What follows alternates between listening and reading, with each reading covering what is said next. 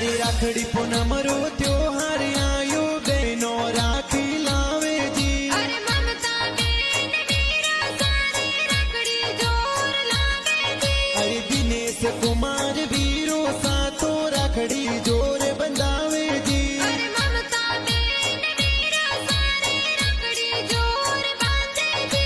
अरे मेंढर भाई वीरो साए तो राखड़ी जोर बंधावे जी। अरे मोंगे मोती ताल सजायो बेना बाटा जोवे जी। अरे दिनेश मेंढर भाई सा आंध्र प्रदेश सो गरे पधारे